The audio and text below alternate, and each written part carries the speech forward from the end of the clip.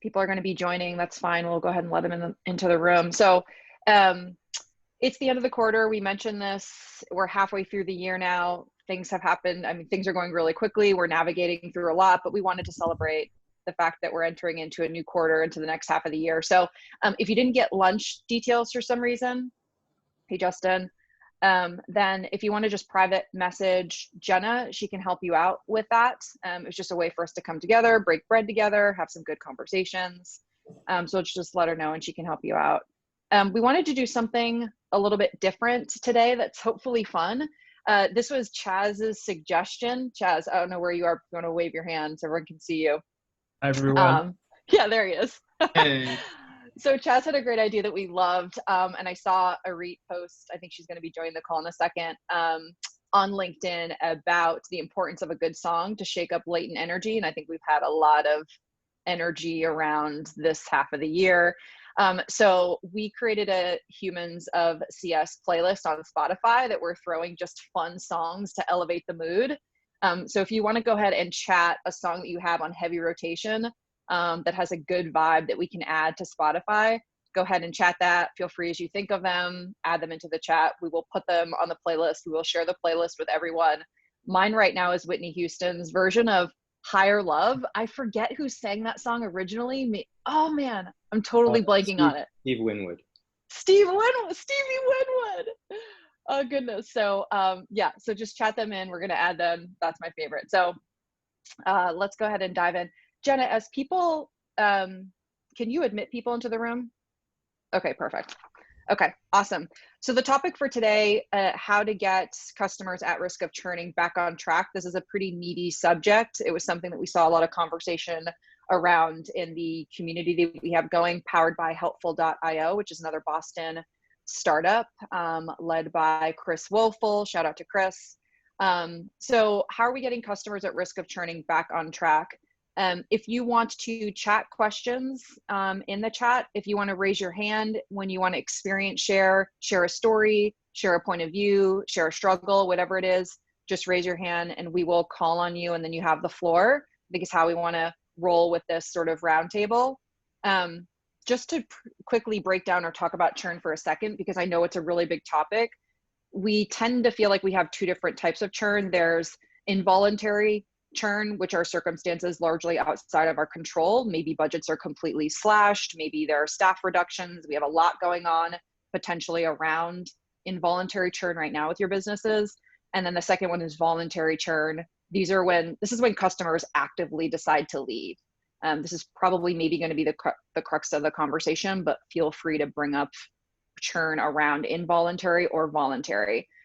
Voluntary can be specifically around onboarding, maybe the first few months they see the value they want to see to maintain interest, maybe a product issue where they never saw the value that they were looking for, the reason why they bought the product, it didn't actually solve their problems. There can be some technical churn in there around credit cards, maybe your champion left and the new buyer wants something completely new. So just to break it down, because I know there's a lot when it comes to churn. So it's all up for grabs. Let's just go ahead and get in and experience share. I'll leave the floor up to you guys. If you want to raise your hand, the question really is, how have you either gotten ahead of churn or maybe when you knew a customer was at risk, what tactics or strategies or conversations did you have in order to sort of rehabilitate them and get them back to the table? So we'll give everyone a second and I'll be taking a look at those that raised hands and want to chat. I'm not afraid to call on people. Santi, this is Justin. I will. I'm not going to step out of churn and just ask, but I would add in another type of churn, which is I'm very interested in people's perspective. Is if you as the CS leader or company ever voluntarily churned, meaning have you ever fired a customer? So that was something that we actually had a discussion about at Cardiologs recently, and we didn't go through with it, but it's a much more interesting type of churn than maybe people ever think of. Yeah, that's a good one. Thanks for raising that, Justin. Yeah, the idea of this is not working and so we need to sort of exit the agreement is a really good point. So I'm sure people have things to share on that. All right, let's go. Matthew, you raised your hand. So let me go ahead and if you want to talk to us a little bit about your experiences. Yeah. And you're so formal. You can call me Matt. I thought you preferred Matthew. I'm sorry. No. It's just, it follows me everywhere, but I feel like I'm in trouble if I hear Matthew. So I think this actually just came up today in terms of ways that we're trying to get ahead of churn. So I manage majority of the relationships with our customers. But this summer I hired an MBA intern to help us out. And so what I wanted to do is kind of interview some of the customers, capture a number of things, but really what I was looking for is to capture an ideal profile of who our buyer is so that we can then go out to the market and find more that fit that profile. Long story longer, he uncovered for me that one of the customers who I have a really good relationship with said, she was like, we'd probably give it like another year. There are certain things that, we'd like to see improvement. And she hasn't necessarily shared that with me yet. So I think this is kind of like a new thing. So it's not a fully formed thought, but kind of making sure that you're having those real conversations with your customers or with your partners, whoever it is, and asking some of those questions about, would you recommend us? Would you, what would it take to, are we on track to stay, to re-sign, after having kind of great conversations every other week. We never really got down to that nitty gritty, but at least we have another year to make sure that we delight them. That's a good point. Sometimes bringing in someone outside of the normal experience, for instance, in the past, we have had other customers talk to customers, or sometimes even had board members call customers to get a sense of how are things going? Or maybe it's just someone on the exec team calls someone outside of the relationship that maybe they feel more comfortable being truly honest with, because no one ever wants to hurt the feelings of their day-to-day contact. We all know that we're working so hard to keep customers happy. So a lot of times bringing in that other person can help. Yeah, that's good. Chaz, yeah, go ahead. Yeah, so some sort of approach that's worked for me as I'm transitioning. So for everyone, I'm actually in a revenue operations role while transitioning out of CSM role, and I've been doing CSM for a long time. And one of the things that has often worked for me whenever we get too close to renewal, and we're trying to, and it's a risky account, or we're trying to de-risk an account, there's a couple things that I've tried to do around just making sure we have like a risk mitigation plan and process, where as soon as you identify who is at risk, or if a CSM has identified someone at risk, there needs to be some sort of internal rallying cry around that, so that you can see if there's an opportunity for leadership to come in and be able to have some executive alignment that you may not have already, to be able to better understand if there's something that we could be doing better. But what I try to start with is with just trying to get in touch with the primary contact that I have there, and start to itemize out like a scorecard of things that we're doing or not doing at that time, and put them into a list of deliverables that maybe there's some things in there that we can solve for immediately, or maybe there's some things that I need to pull the product team in for, and we can go through some roadmap reviews. And so I generally try to take it as very much as like itemizing out the pain, and it's in bringing in executives to think about trying to align at that level to see if there's something bigger that may be coming out of that. So I know that's pretty vague and kind of broad, but I've used that sort of approach to identify where are the hanging areas, right? And because it's not always specifically about feature usage or product usage in those cases. Yeah, that's a really good point. Level setting, scorecards, bringing in key people that can help, like aligning the overall business on how do we keep this customer. I think that's so smart. A lot of times we try to hide our work I think, and just decide what we can do ourselves. So bringing in more people, everyone rallying around is smart. Looks like there's a lot of conversation in the chat around firing a customer. Justin, this was your point. So let's talk a little bit about that. I mean, Harry, you have some things to share. It looks like Mike, you do too. So if you guys just want to raise your hand, if you want to talk about how you have experienced, I know that sounds really harsh saying firing a customer, but maybe decided it's mutually beneficial to not work together anymore. Let's talk through that. Yeah, Ari, let's go ahead if you want to share. Harry might be gathering his thoughts.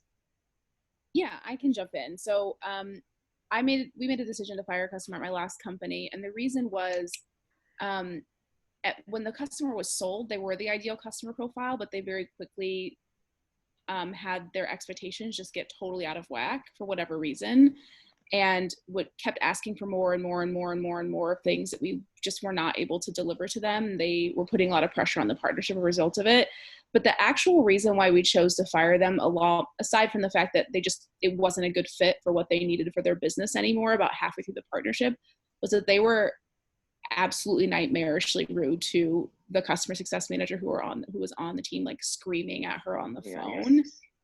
And I don't care who you are or how much you're paying us, you're not going to scream at my team. And so when it came time for renewal, it was their VP of e-commerce.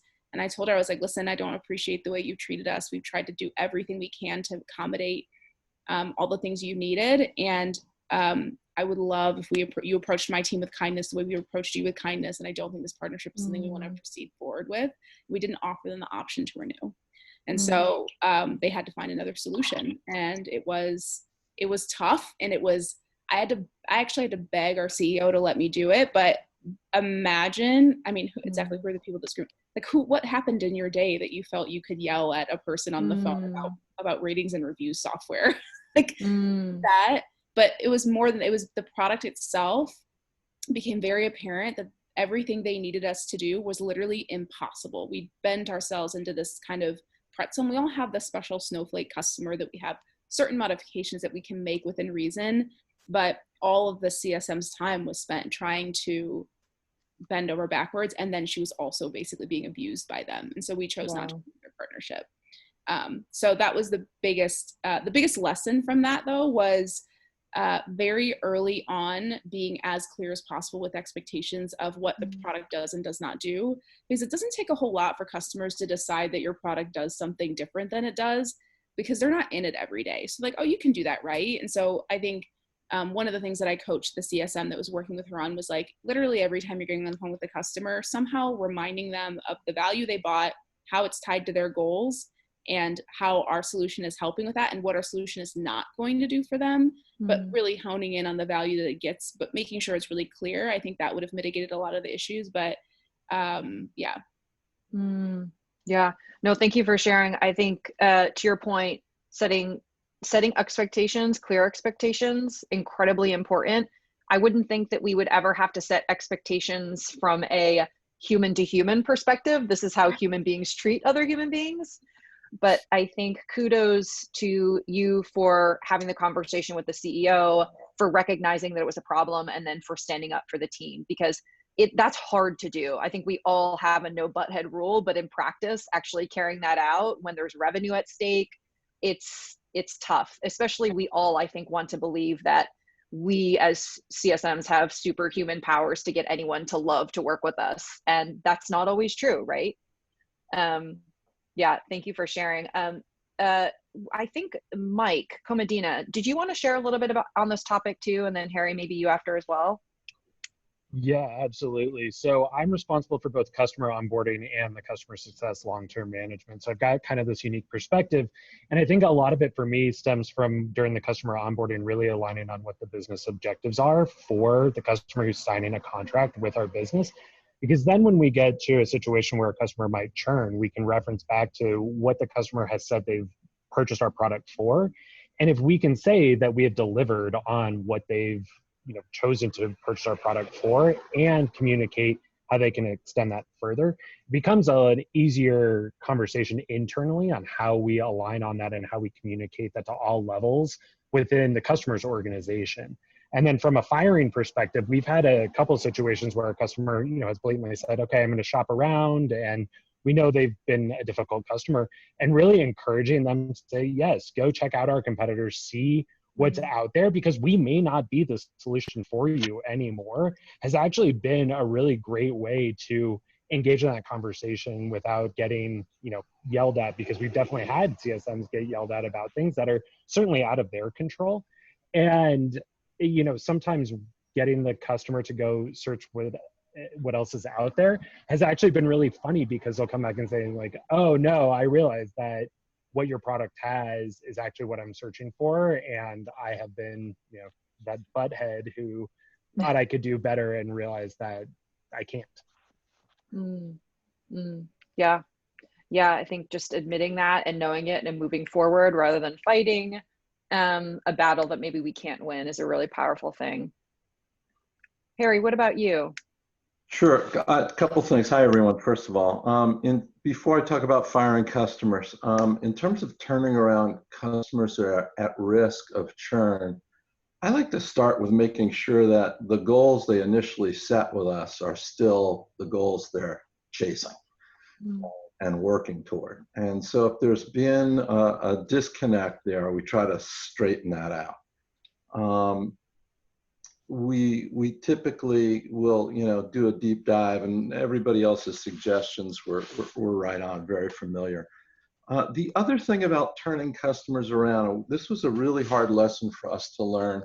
It was with our largest customer, and they essentially were begging us to say no to them, because we just tried to please them all the time. And they said, you need to say no. You need to tell us when we're being unreasonable and keep us focused.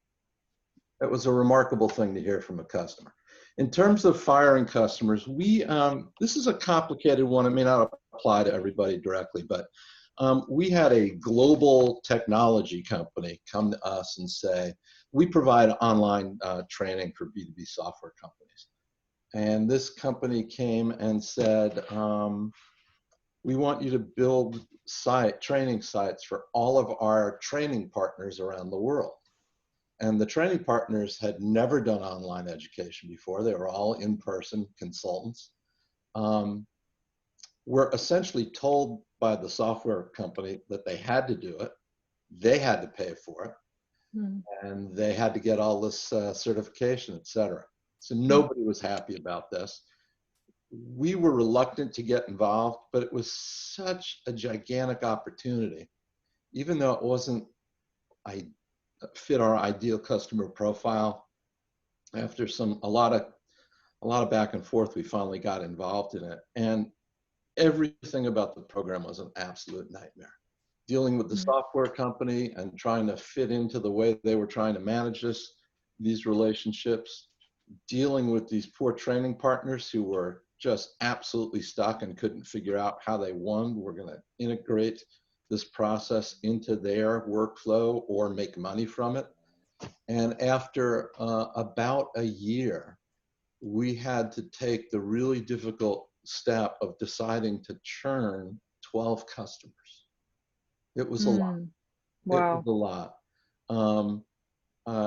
And we did it. I mean, everybody was in pain, so nobody was shocked. We had explored other companies that might be willing to take on the relationships, and so we actually made referrals to some other hosting companies that would take the deal. So we satisfied some of those folks. The bottom line result was we recouped the revenue we lost with existing customers that we were able to take more time with and pay better attention to, and on new deals. We recouped that money in less than a year and never looked back. And we have the scars to prove it. We learned a big lesson, but so not strategically aligned. If it's a pure revenue play, if it feels like, man, I'm not sure this is going to work, listen to yourself. Yeah. That's interesting and helpful. Even if we're not in a similar experience or having a similar experience, I think it's good to know that's a something that can play out and that you can potentially recoup the revenue. I'm hearing a lot of themes on problems with customers maybe now experiencing issues are actually systemic from either them going through the sales process with misaligned expectations, or then joining and feeling like they weren't actually really sure if the product could fit the needs that they bought the product for. So it seems like these things that happen really, really early on then have big ramifications later when you get towards renewal. Let's pivot just a little bit because I saw a question in the chat. Rob, you mentioned about quiet customers being a big concern. So I think for a lot of us, we might have a lot of vocal customers that we have good relationships with. Hopefully they're transparent. And then there are the quiet customers that maybe hardly ever say anything, that it's maybe difficult for us to connect with, that we don't hear a ton from. Sometimes quiet customers are incredibly, they love you. They just want to be left alone. They're good. And then sometimes quiet customers, you have to be really, really careful because they haven't shared how they're feeling about the value. Rob, I don't know if you want to share a little bit more about, you mentioned you found a good way to engage them with education. How did you do that? Yeah, so I help a VR platform that deals with enterprise real estate, like management companies. And there's so much noise coming at them that they just don't even have the bandwidth to learn the platform that their bosses bought to help them. And so what we did is we found customers who would really love us, you know, brand ambassadors who think it's all that in a bag of chips. And we said, hey, can we make some educational videos around you using the platform? You can use it for your investment group, you know, investors and in your community. And so we made these educational videos with our great customers, and then we broke them up and sent them to our quiet customers as education, like, hey, this is how people are, your competitors are killing it with our platform. And they were able to engage that way and say, oh, wow, we need to get on the bandwagon because we're behind. This is other people doing well with your product and we should too. And it really got them more engaged by seeing other customers doing well with the platform. Mm-hmm. Interesting. A little risky, but good, it sounds like. It worked for you guys. Yeah. Rebecca, you had mentioned about turning customers around. So this is sort of the crux of what started this conversation. You have maybe a customer, they establish those business objectives early on, they've changed with a new champion potentially, and they have their own goals, their own agenda for this new role. So for those of you that have been in instances where the customer was red flagged and things were not going very well for whatever reason, there are a multitude of reasons, and you were able to turn that around. Chaz, you talked a little bit about rallying exec support and be clear about the sort of like scorecard. Is there anyone else that can share about how they have, or maybe, you know, boast a little bit about how they've been able to turn around churning customers to keep them? Oh, let me go back. Yeah, feel free to. I know there are some good ones in here. I've talked with many of you. But I feel like I've ready to talk. But I'm just, one thing that I do, and to Rebecca's question about when there's a change in champion, I think that the thing that I found a lot of success with and that I'm currently coaching my team on, when I was a CSM and there was a change in champion, or even when there was an at-risk customer, I would really dig into like, your point of contact has goals and KPIs for their job. And so if sometimes they're not able to say like what their overall business objectives are, because if they're not like the decision maker, then on the executive team, they're not necessarily going to be able to distill that to you as their CSM. But if you ask them how they're measured, like, what are your measurements? Like if I asked my team what their measurements were, they would say churn and onboarding. And then you back into what you're doing to make sure that they hit their personal goals, not personal, but their individual contributor goals, because if they're hitting those, then you know that those are rolling up to the company goals. So one thing that has been helpful to at least get a new champion on the side of your software or whatever you're offering is to tie it to how their individual day-to-day goals are going to be positively impacted with your solution, and then rolling those up to the larger goals. That's how I've found success in getting buy-in, at least from the champion, so that they move out of the way, or so that they actually start to actually champion the software internally to internal decision makers. I found a lot of success with that. Smart. That's definitely the key. Some with that as well, where sometimes they don't know how to sometimes your champion doesn't necessarily know how to recognize or speak to the value that they've received, or how to represent that, and helping them build a framework or have some sort of matrix, or to help them tie into some sort of goal to advertise that stuff internally, either through business reviews or getting closer with them to understand when or how are you reporting these things up internally and how often, and is there something we could be doing more to help add visibility to that. I've had some success around that too. So I agree 100% with what you said. I've had a lot of success taking that sort of route too, where my goal is to get my champion promoted. And if I just sort of take that sort of mindset and use that as a North Star, you're going to adapt to every customer a little bit differently. But if that's your North Star, it's pretty easy to sort of navigate those conversations. Mm-hmm. Yeah, good points. Tyler, did you have more to share on this subject too?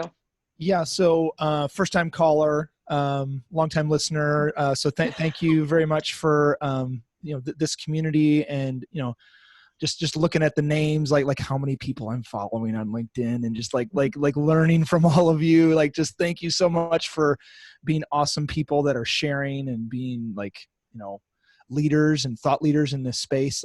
I wanted to underscore something that Arit had said.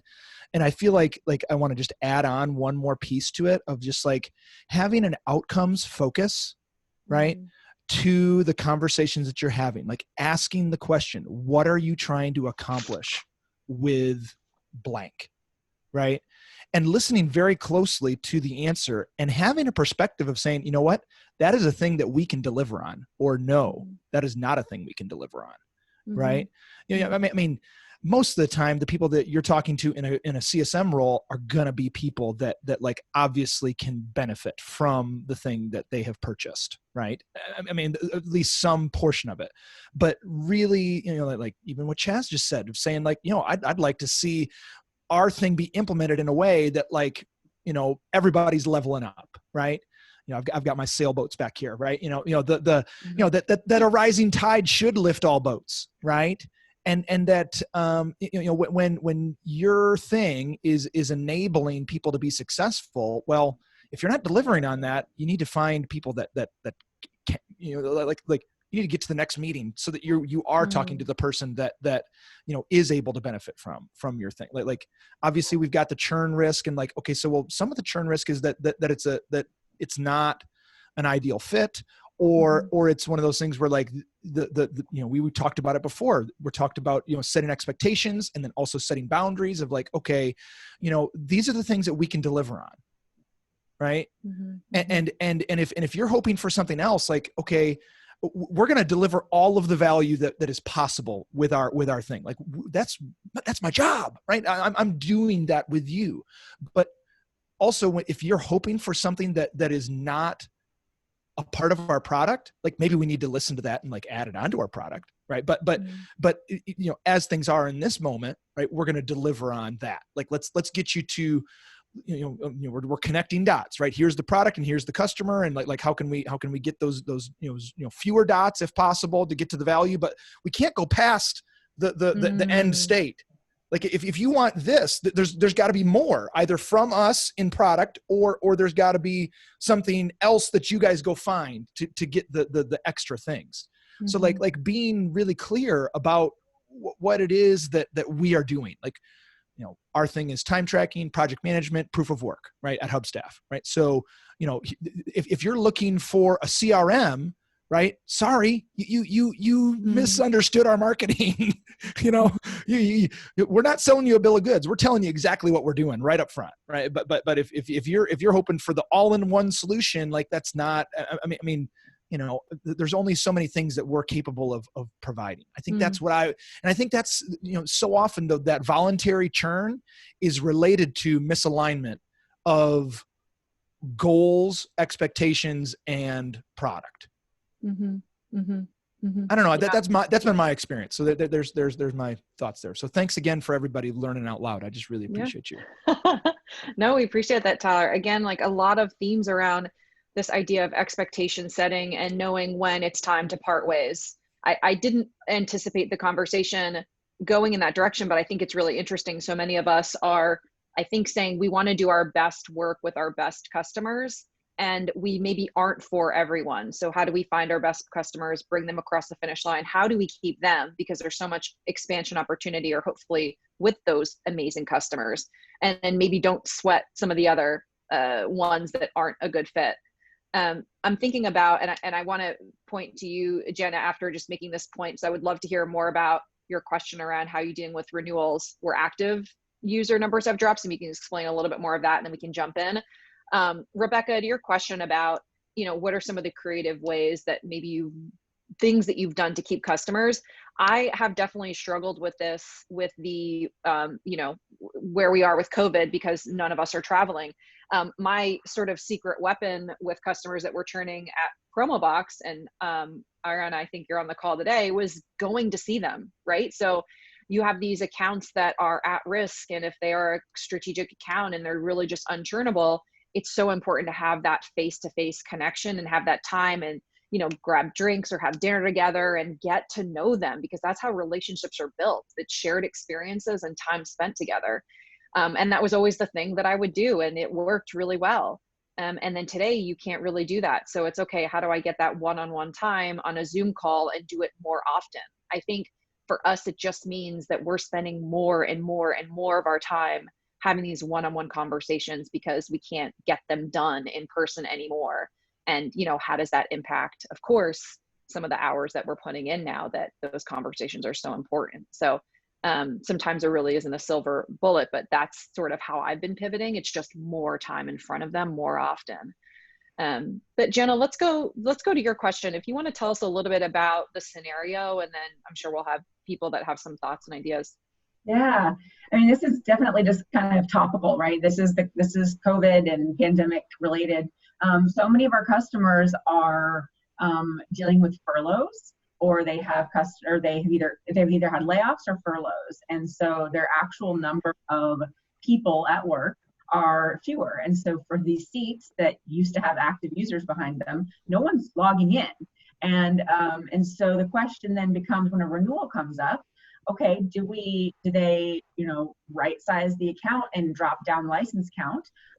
Or do we get creative and maybe create some sort of a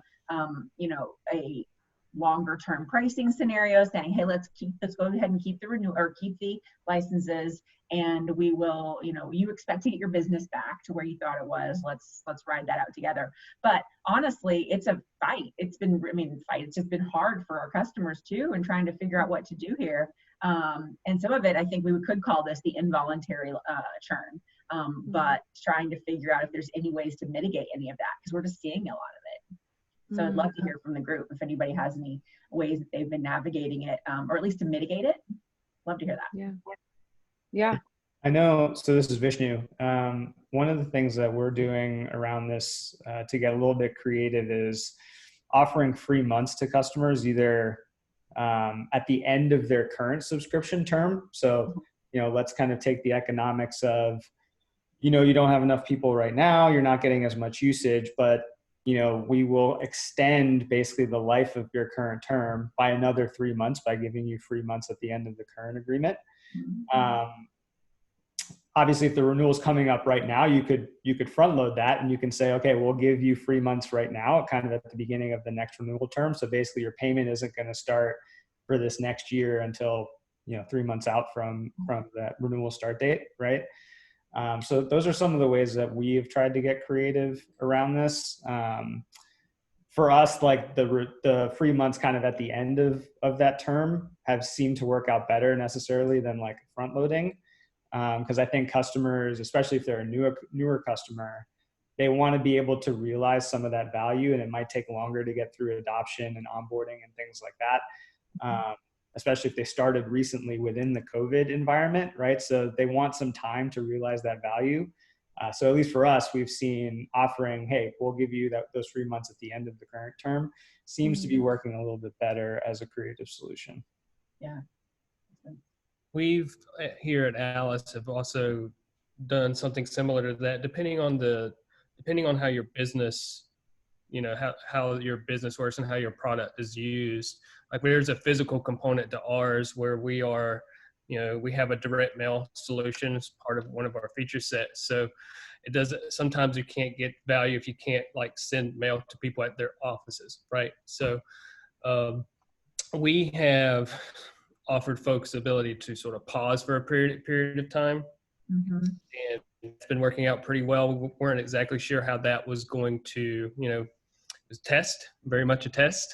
And now we're starting to have folks start to come back online. So far it's been so good. So that's what we've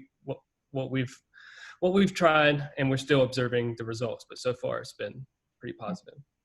Yeah. I've got something as well to add, and sorry folks, I'm kind of bouncing around, so not on video, but we've done a couple of versions of pauses. So for our business, we're in the interaction analytics space, and for many of our customers, they have been scrambling to get their contact center agents to work from home, but the collection space in particular is not able to collect on debt because of what's been going on. So we had a few customers come to us to try to figure out what was possible. So for some of them, we did a pause for their contract. So, they did a pause and didn't use it and would resume again in 90 days. For others, they said, we're going to be mining maybe 50% of our volume or agreed upon number. So the pause included a lower tank for 90 days, and then they went back to their regular contract for another 90 days and would then renew. And we also had a few customers where we did just do a $0 extension for 90 days. So I'd say the results have been 50-50 because some customers have come back and said that their business has been impacted and they really are not able to stay on with us. It's really mission critical software, which kind of goes back to the earlier discussion around like churn and keeping customers and outcomes. But for half of them, the business is picking back up again. So the pause was a great way for them to be able to navigate through the pandemic and then get back to a more normal state to be able to predict their mining volume for a 12-month period. Yeah. Hi, this is Vanessa. I could step in here as well to answer Jana's question. I work for Audit Board. We work with publicly traded companies and pre-IPO. Something that we've been trying at first, I would say the first week of COVID, right, in mid-March, immediately we thought of, okay, the 3-month extension, right? Or 1-month extension, something equivalent to the value of our client's contract from an MRR perspective. And we quickly realized that now we're reducing our ARR. So from a cash flow perspective, we're going to be hurting really soon. We completely changed our mindset, and what's actually ended up working really well, and we're at the tail end of addressing, the 50+ inquiries that we received very early on, is a product swap. And for the clients that had already purchased our entire suite of product, we went with services, right? What's the value add? For many of our clients, especially as they're reducing their headcount by 50 or more %, it's allow us to do something for you, allow us to step in to make up for the employees that you've lost. So whether that's configuring the site a little bit differently, additional training sessions, one-on-one coaching, consultative services, anything along those lines, we thought of it as you have a credit, right? So we'll remove these licenses. We'll help you from that perspective. However, you'll have a credit to leverage until the end of your current subscription. And that's how we've been able to meet our clients in the middle. I love that. I've got something I can add to this conversation too. Yeah, please. So Adriana Zeman at Promobox, the company that Sansi founded. So I inherited a ton of awesome things that Sansi had put in place. For those of you who aren't familiar with Promobox, it's a platform where brands distribute brand approved, brand created marketing, digital marketing assets for their independent retailers to distribute through their own social media channels. So very early during COVID, I'd say like mid-March, literally like March 13th, I remember the day, I spent my whole day working through communications to send to our brands, because my biggest concern was that usage would drop off. And I think as soon as you stop being relevant to your customers, you have a very hard time getting them back. So I pivoted very quickly to send broad communications to all of our brand customers, basically telling them that this wasn't the time for them to back away from the platform, that it was actually time for them to continue to provide more and more support for their retailers at this time who desperately needed it, but that they had to pivot the message and the content that they were sending because the things that they were used to sending through the platform were not going to be relevant anymore. So we pivoted to providing guidance on what to say, how to say it, and showing them examples of how they could use this platform. So we really focused on maintaining usage, and actually during COVID, our brand usage has actually increased over that time. And so has our retailer engagement has stayed pretty consistent and has stayed pretty high. We told them immediately that we were not going to be charging anybody for upgrades during this time. So because we didn't want that to be the concern, I just wanted them to stay in the platform. Do not leave our platform, just keep using it, and we'll give you guidance on how to do it. So we eliminated that concern around upgrades, and we threw in additional value. They can do paid advertising through the platform. So we eliminated all fees for both the retailers and for the brand, again, focusing on maintaining the subscription part of the platform. I think I mentioned on one of these calls, I can't remember, we did have a small handful of customers that came proactively, and we would deal with those with things like, for example, we had a couple of brand partners that did go on furlough. So we told them we would support them. We would actually run their programs for them while they were out on furlough, so that they would actually have a program to come back to, because I didn't want them to lose their retailer engagement. I did not want them to lose all of the things that they had worked so hard for, because once you lose it, it is so hard to bring it back. So we did that again, it was a small number, sort of a case-by-case basis. We worked with them up front in some cases when they knew they were going to go on furlough, so they left assets for us to be able to use. And then we just kind of got on a schedule. I used to run services teams, and we pivoted here to move away from services, because I do think that as soon as you're doing too many things for your customer, again, the platform becomes less relevant to them. So services is a very, very slippery slope, having gone down that path before. So we've gone more and more the route of giving sort of best practices, showing them how to do it, what to do. And then we also took advantage from a training standpoint. We started to do a lot more training with our brand customers who found themselves grounded and in some cases didn't have as much to do. Their sales teams are a big constituent. They're very important for usage and adoption of the platform. So we found ourselves doing a ton of sales rep training and sort of re-educating. So that's what we've done over this time. So far, it's been okay. I'll let you know how it all works out, because we definitely haven't figured it all out. But we also were lucky that we had a lot of really strong consumer metrics to support why they needed to stay, because social media is, like all of these other things are going away. You need to double down. Our platform's actually more valuable to you guys right now than it ever has been. Yeah. I love that. And I'll let you know, honestly. It's, we've seen the customers that I expected to churn are the ones that I've seen churn. And in other cases, we've been able to maintain stronger relationships with other customers that I thought might be at risk, because all of a sudden this platform is doing more for them, or that at least they believe in the vision of what the platform is going to do for them. Yeah. It's interesting because it feels like there's a balance between needing to maintain the billings revenue, like we have to maintain the money flowing in, but then also knowing, kind of to your point, Adriana, about having to keep the active users on the platform so we don't lose that momentum. And so even if it comes at maybe reducing a cost of licenses, if there are people there to use them, like let's keep people on the platform so we can keep that momentum going for the long term. That seems like a strategy that makes a lot of sense. So interesting thoughts. Yeah, thank you. Wow. I think one lesson that I learned, we all talk about the importance of being proactive. I think, Adriana, you were able, you identified, here are the customers at risk. But here is a message that I want to go out to everyone, because I know that they're thinking about X, Y, and Z. And since I know they're asking themselves these questions, how am I going to support this platform? Will I even have a job to support this platform?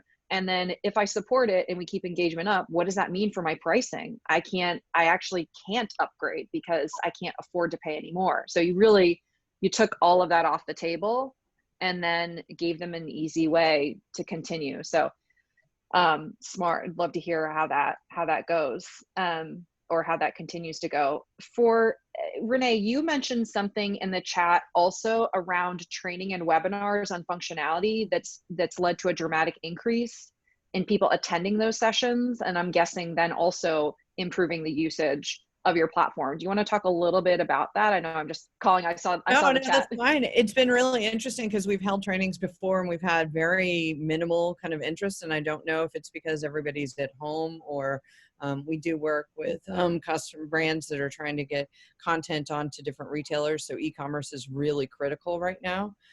So we just started, we're doing now monthly trainings. We're having hundreds of people attending and staying on for like 4 hours worth of training, which is just somewhat unheard of. And then we, I don't even know if I could survive that and engage, right? Like lots of questions throughout the whole thing. So we've just started to expand it more and more to functionality that we think we've kind of tagged it as like, hey, now that you're working from home, here's a workflow that can help you kind of manage working from home. So we've kind of really trying to think about what they're struggling with right now and how functionality inside our platform can help them through that. So we have different things like here's a catalog that you can give your sales team so that they can ship things out. So really framing it to, now that your business has changed, here's ways to think about our tool, our functionality differently that will help you. Smart. Anyone else have a comment on training? Yeah, please. Santiago. I want to, hey team, I'm new here. I think this is a great platform. As Tyler was saying, it's very valuable that we all have this kind of like think tank where you can just propose ideas. So I manage the CS team at Museum. For those that don't know Museum, we're a Boston-based company. We work with museums and the cultural spaces. One thing that we've noticed is, I think everyone has in their minds, okay, how do we retain clients? How do you lower churn? I think right now the main key is how do we stay relevant to clients that right now are cutting costs, that are cutting their budget? How do we stay relevant? And one thing that we have been doing is, okay, during this COVID-19 situation, what can we provide to our clients that will actually aid them to go through the situation? So instead of saying, how can we retain, how can we aid? So to what I think Renee was saying, we've also been managing a lot of webinars. Initially, our end goal was to provide think tanks, groups, just like this, communities for the museums and cultural sector. And we've been having thousands of registrants. And now we've actually noticing that as a byproduct, those webinars are helping us increase sales because we're not offering our products. We're just creating a community where, just like this, how do we get out of this situation? What strategies can we implement? So when we have a solutions approach on this is how your product, how our product is going to stay relevant during the situation, and how, if anything, it's going to help you to get out of this, people are going to stay.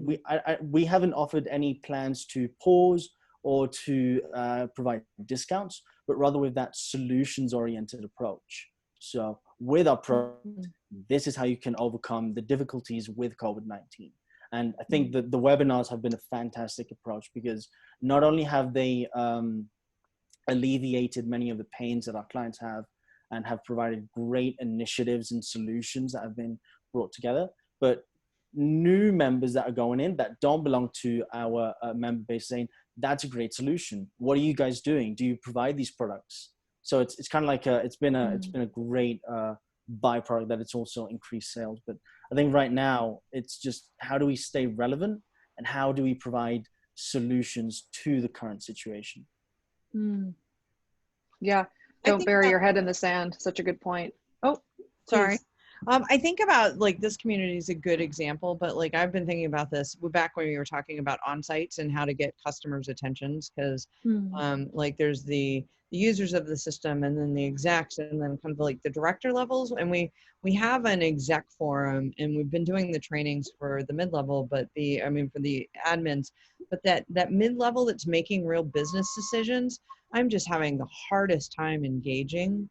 And really, because they're swamped, they're overwhelmed. And if I lose their eye on their priority list, then I lose, right? Regardless of what their exec says. They can be super excited as an exec and never flow down to the org. And I've been trying to figure out how to get those people, because that's what I used to use on-sites for. And you'd get the team and they'd start to talk about their real problems, and you really had real healthy conversations. But I cannot do that on a Zoom. I can't even get them on a Zoom. And I get a lot of, yes, yes, yes, those kind of conversations where they don't tell you anything true. I'm wondering if, like, has anybody done a forum like this with their customers for that level? Because everybody kind of does the admin and everybody does the exec. I don't even know how to say, like, look, you're the ones in the mid and you're dying, right? Like, I don't know how to reach out to them. So we actually have at Built-in. So Built-in does recruitment, marketing, and employer branding for tech companies, and we help tech companies hire talent. So it's a hard industry to be in right now because so many people aren't hiring. We had the same problem. Like, we could get at the chief people officer, or we could get at our day-to-day, but those mid-level people. So we actually did start doing, we called it a talent community, and we had those mid-level people specifically invited to talk to each other. And there wasn't even anybody from customer success on the line.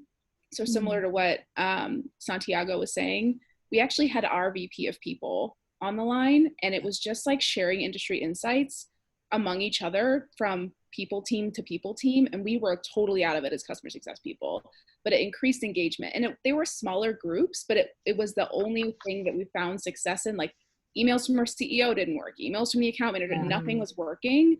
But giving them the opportunity to talk to people who are exactly at their level with someone who was at their level at our company somehow did the trick. And now we do them monthly in every market, and they're well attended. We get about 15 customers every month, and it's different customers that are joining. That's what we did, but I think it's going to probably depend on your customer base. That's interesting. Yeah, so really quick to that, what we've been doing weekly is think tanks, where we invite panelists that are directors of museums and different departments, and then that insights to want to approach the webinars and to have those high level members attend, because they know that the people attending and the panelists can also provide thought leading information. So again, we just invite 2 or 3 directors, thought leaders that are already our clients, and that already creates a good conversation point. So that's also a really good strategy to implement. Yeah, thank you for that. Santiago, so you mentioned that you have these think tanks and these small groups. So you have a few directors kind of leading a panel, is that right? Or kind of leading the discussion, is that right? Is it a forum like this where the participants can ask questions right there in the live moment? So we have our group of panelists. Sometimes it's 3, 4 panelists. And then on the side, we have the support team managing the chat. So we also have that kind of a format going on. Yeah, we've done that. But I'm wondering actually about something exactly like this, like very open and letting people pop in and ask questions. It just seems so, it's a little scary, but pretty dynamic. Yeah, it could be super powerful. I mean, I think we're all looking for creative ways, given the fact, like Renee said, we can no longer sort of get those people in person. A lot of times it's the only way to get in front of them is the fact that you flew all the way to their city, that you brought lunch and all, put this presentation together is the only way to get them to the table. But maybe this is sort of a theme with earlier in the call, we talked about bringing everyone together to achieve, Chaz, you mentioned this, like bringing everyone together to rally around to see if you can bring the customer across the finish line and retain them. Maybe it's the same way with engaging these type of people. It's like bring everyone together, bring the community, bring all of the mid-level managers together and have them learn from each other. So I love that. It feels like some of the themes that we talked about today, just to start to wrap things up, although I know we could talk about this for a while, it was really around expectations, level setting in the beginning, being proactive, calling out some of the issues that they may be encountering or the space that they're, what they're experiencing right now to sort of get ahead of their questions and concerns, staying relevant, employing training, being solutions oriented, I think are some great themes.